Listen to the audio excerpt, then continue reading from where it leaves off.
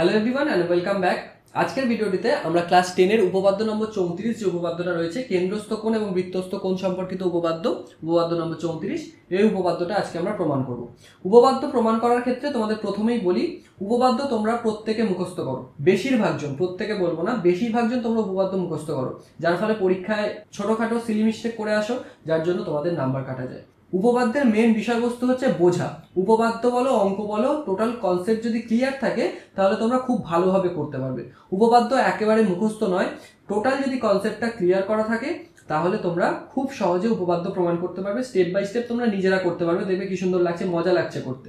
তো দেখো আজকের ভিডিওটিতে আমরা এই যে কেন্দ্রস্থ কোণ এবং বৃত্তস্থ কোণ সম্পর্কিত যে উপপাদ্যটা রয়েছে সেটা পুরো স্টেপ বাই স্টেপ আমরা প্রমাণ করব উইথ কনসেপ্ট।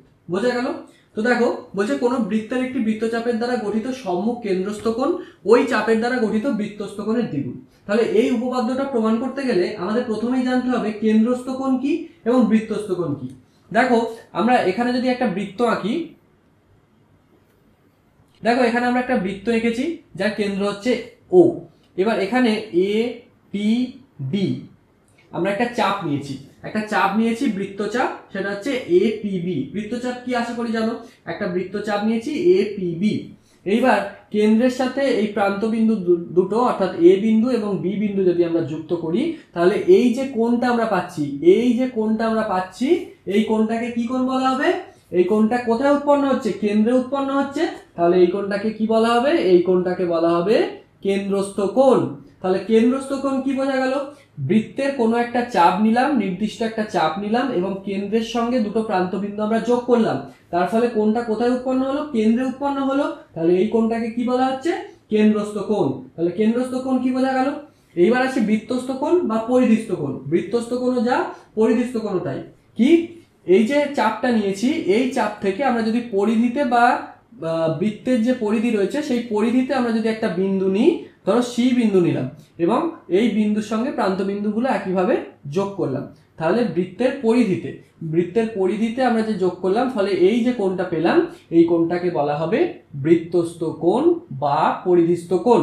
মনে রাখার সহজ উপায় কি? বৃত্তের পরিধিতে উৎপন্ন হচ্ছে তাই পরিধিস্থ কোণ বা বৃত্তস্থ কোণ, এবং বৃত্তের কেন্দ্রে উৎপন্ন হচ্ছে তাই কেন্দ্রস্থ কোণ। বোঝা গেল? তাহলে বৃত্তস্থ কোণ কি এবং কেন্দ্রস্থ কোণ কি আশা করি বোঝা গেছে। এরপর আমাদের আরো একটা বিষয় জানতে হবে। ধরো একটা ত্রিভুজ আছে এ বি সি, এই ত্রিভুজটা যদি বিসি বাহু আমরা ডি পর্যন্ত বর্ধিত করি তাহলে আমরা আগের ক্লাসে পড়ে এসেছি যে উৎপন্ন বা বহিস্থ যে কোণটা উৎপন্ন হচ্ছে, উৎপন্ন বহিস্থ কোণ বিপরীত যে কোণ দুটো হচ্ছে বিপরীত কোণদ্বয়ের সমষ্টির সমান। এই ধারণাটা আশা করি জানো, প্রত্যেকেই জানো। অর্থাৎ বাহুটাকে বর্ধিত করার ফলে যে বহিস্থ কোণটা উৎপন্ন হবে সেই কোণটা অন্তস্থ বিপরীত কোণদ্বয়ের সমান, অর্থাৎ এই এ কোণ এবং বি কোণের সমষ্টির সমান হবে, অর্থাৎ এ কোণ প্লাস বি কোণ ইকুয়াল টু কোণ এসিডি। আশা করি বোঝা গেছে। এই যে কোণটা উৎপন্ন হচ্ছে যে বিন্দুতে, তার পাশের কোণটা বাদ দিয়ে বিপরীত কোণ দুটির সমষ্টির সমান। আশা করি এই ধারণাটা বোঝা গেল। এইবার চলে আসি আমরা উপপাদ্যটা প্রমাণ করার ক্ষেত্রে। দেখো ডান দিকে আমরা ছবিটা এঁকে নিয়েছি। এরপর প্রদত্তই কি লিখতে হবে? প্রদত্তই লিখতে হবে ও কেন্দ্রীয় বৃত্তের এপিবি চাপ দ্বারা গঠিত, এপিবি চাপ বা এপিবি বৃত্তচাপ লিখতে পারো, এপিবি বৃত্তচাপ দ্বারা গঠিত কেন্দ্রস্থ কোণ এ ও বি, কেন্দ্রস্থ কোণ এ ও বি এবং বৃত্তস্থ কোণ এ সি বি। প্রদত্তের ক্ষেত্রে তোমাদের মনে রাখতে হবে যেটা বিবৃতির মধ্যে দেওয়া রয়েছে সেইটুকুই যেন তোমরা প্রদত্তের মধ্যে লেখো। তাহলে প্রদত্তের মধ্যে কি লেখা রয়েছে? ও কেন্দ্রীয় বৃত্তের এপিবি চাপ দ্বারা গঠিত কেন্দ্রস্থ কোণ এ ও বি এবং বৃত্তস্থ কোণ হচ্ছে এসিবি। তাহলে আমাদের প্রমাণ কি করতে হবে, অর্থাৎ প্রামাণ্য বিষয় কি? এটা আমাদের প্রদত্ত হয়ে গেল। এবার প্রামাণ্য বিষয় কি? প্রামাণ্য বিষয় বলছে বৃত্তচাপের দ্বারা গঠিত সম্মুখ কেন্দ্রস্থ কোণ ওই চাপের দ্বারা গঠিত বৃত্তস্থ কোণের দ্বিগুণ। তাহলে আমাদের কেন্দ্রস্থ কোণ কোনটা? কেন্দ্রস্থ কোণ এ ও বি। তাহলে প্রামাণ্য বিষয়ের মধ্যে আমাদের কি লিখতে হবে? কোণ এ ও বি সমান কি বলছে? বৃত্তস্থ কোণের দ্বিগুণ। বৃত্তস্থ কোণ কোনটা? বৃত্তস্থ কোণ হচ্ছে এ সি বি। তাহলে বৃত্তস্থ কোণ হচ্ছে এ সি বি তার দ্বিগুণ। তাহলে আমাদের প্রমাণ করতে হবে কোণ এ ও বি সমান 2 অফ কোণ এসিবি। আশা করি বোঝা গেল। প্রামাণ্য বিষয় হচ্ছে কেন্দ্রস্থ কোণ বৃত্তস্থ কোণের দ্বিগুণ, অর্থাৎ কোণ এ ও বি সমান কোণ এসিবি। আশা করি বোঝা গেল। এরপর চলে এসো অঙ্কন। এই বিষয়টা প্রমাণ করতে গেলে আমাদের ছোট্ট করে একটা অঙ্কন করে নিতে হবে। কি অঙ্কন করতে হবে? দেখো, আমরা সি এবং ওকে যুক্ত করে ডি পর্যন্ত বর্ধিত করব। কি করব? সি থেকে ও যুক্ত করব এবং ডি পর্যন্ত বর্ধিত করব। এই বিন্দুটার নাম দেবো ডি। হলো, আমরা সি এবং ও যুক্ত করলাম, ডি পর্যন্ত বর্ধিত করলাম। তাহলে অঙ্কনে কি লিখব? সি এবং ও যুক্ত করে ডি পর্যন্ত বর্ধিত করলাম। তাহলে আমাদের অঙ্কন হলো। এরপর দেখো, আমরা যখন প্রমাণটা করব, এরপর আমাদের লিখতে হবে প্রমাণ। তাহলে প্রমাণ যখন আমরা করব, কি করব দেখো, প্রথমে বুঝে নাও, তারপর আমি লেখাচ্ছি। দেখো, প্রথমে আমরা প্রমাণ করব। কিভাবে প্রমাণ করব? তার জন্য দেখো, এখানে দুটো ত্রিভুজ উৎপন্ন হয়েছে। দেখো, সি এবং ও যুক্ত করে ডি পর্যন্ত বর্ধিত করার ফলে এখানে দুটো ত্রিভুজ উৎপন্ন হয়েছে। এ সি ও একটা ত্রিভুজ এবং সিও বি বা বিসিও আর একটা ত্রিভুজ। তাহলে এই একটা ত্রিভুজ উৎপন্ন হয়েছে এবং এদিকে আর একটা ত্রিভুজ উৎপন্ন হয়েছে। তাহলে আমরা কি করব?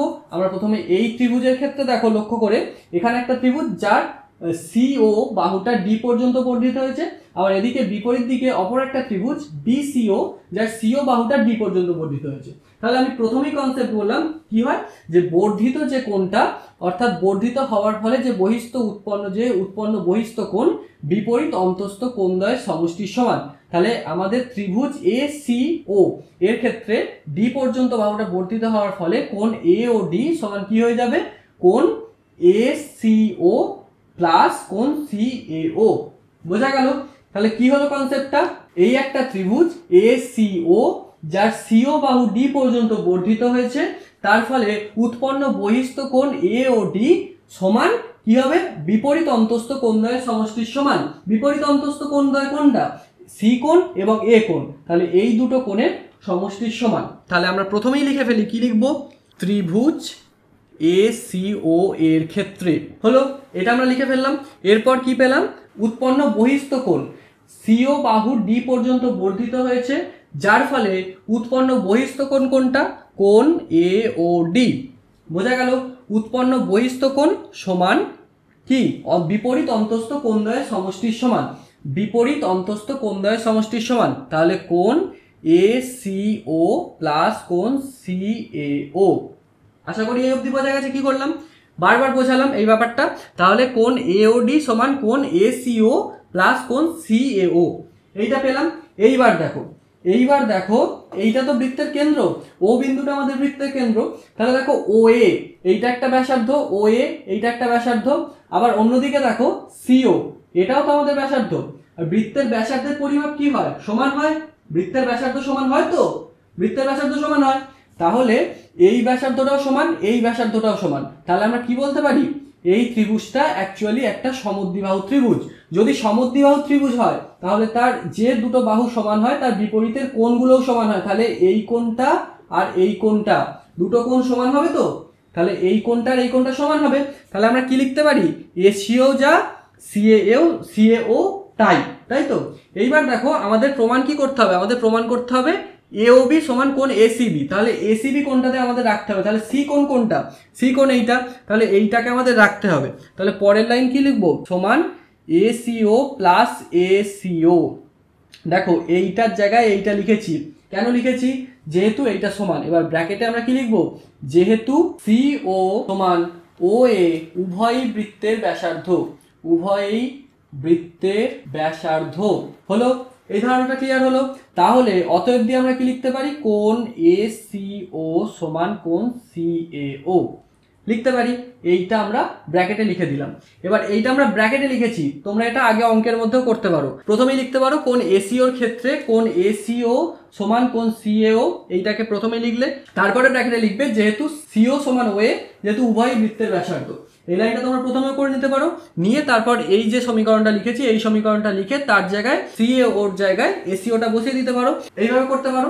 তো আমরা এইভাবে করেছি, এওডি সমান এসিও প্লাস সিএও এটা পেয়েছিলাম। তারপর এসিও আর সিএওর জায়গায় আমরা এসিও বসে দিয়েছি। কেন? সিও সমান এও এবং এসিও সমান সিএও। ওকে, তাহলে আমরা কি পেলাম? কোণ এওডি সমান 2 কোণ এসিও। হলো, এইটা আমাদের হয়ে গেল ত্রিভুজ এসিও, 1 নম্বর ত্রিভুজটার ক্ষেত্রে। তাহলে 1 নম্বর ত্রিভুজটার ক্ষেত্রে আমরা এইটা পেয়ে গেলাম। এবার 2 নম্বর ত্রিভুজটার ক্ষেত্রে আমাদের এদিকে জায়গা হচ্ছে না, আমরা এদিকটা লিখছি, তোমরা একটু বুঝে নেবে। এদিকটা আমাদের জায়গা হচ্ছে না, তোমরা কিন্তু পরপর নিচে নিচে লিখবে। এখানে জায়গা হচ্ছে না বলে আমি ডান দিকে লিখছি। দেখো প্রথমে আমরা কি করেছিলাম, ত্রিভুজ ACO এর ক্ষেত্রে বের করেছিলাম। এরপর আমরা ত্রিভুজ OCB বা BCO এর ক্ষেত্রে বের করব। তাহলে কি লিখবো, ত্রিভুজ BCO এর ক্ষেত্রে।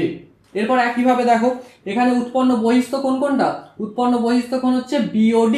BOD সমান উৎপন্ন বহিস্থ কোণটি বিপরীত অন্তস্থ কোণদ্বয়ের সমষ্টির সমান। বিপরীত অন্তস্থ কোণদ্বয় কোনটা, বিপরীত অন্তস্থ কোণদ্বয় মানে সি কোণ আর বি কোণ, তাই তো। তাহলে আমরা কি লিখতে পারি, কোণ BOD সমান কোণ OCB প্লাস কোণ CBO, এটা লিখতে পারি। তাহলে একইভাবে এই বাহুটা যা এই বাহুটা তাই, কারণ CO সমান OB, দুটো বৃত্তের ব্যাসার্ধ, দুটোই একই বৃত্তের ব্যাসার্ধ। তাহলে কি লিখতে হবে, উভয়ই একই বৃত্তের ব্যাসার্ধ। এখানে কিন্তু একটা একই কথা লিখতে হবে, আমি মিস করে গিয়েছিলাম, একই বৃত্তের ব্যাসার্ধ এটা লিখতে হবে। তাহলে উভয়ই একই বৃত্তের ব্যাসার্ধ, যার কারণে এই কোণটাও যা এই কোণটাও সমান হবে, যেখানে এই কনসেপ্টটা যেটা বোঝালাম। তাহলে পরের লাইনে আমরা কি লিখতে পারি, পরের লাইনে আমরা লিখতে পারি কোণ OCB প্লাস কোণ OCB। আমরা এই সি কোণটাকে রাখলাম, এই সি কোণটাকে রাখলাম কেন, আমি প্রথমেই বলেছি এই জিনিসটা আমাদের প্রমাণ করতে হবে, তাই জন্য এই সি কোণটাকে আমরা রেখেছি।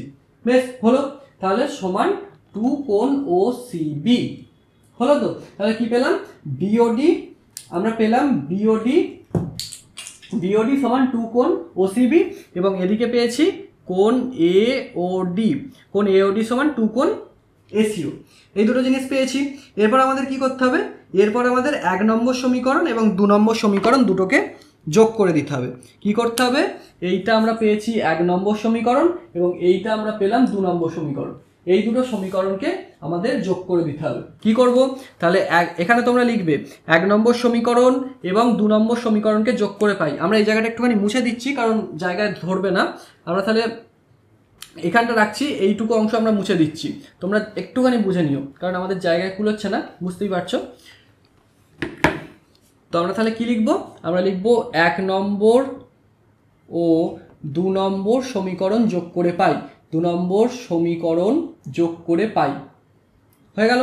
1 নম্বর এবং 2 নম্বর সমীকরণ যোগ করে পাই। কি পেয়েছি, বাম পক্ষে কি পেয়েছি, বাম পক্ষে পেয়েছি দেখো কোণ AOD, ওদিকে পেয়েছি কি কোণ BOD। এদিক থেকে পেয়েছি কোণ AOD, এদিক থেকে পেয়েছি কোণ BOD।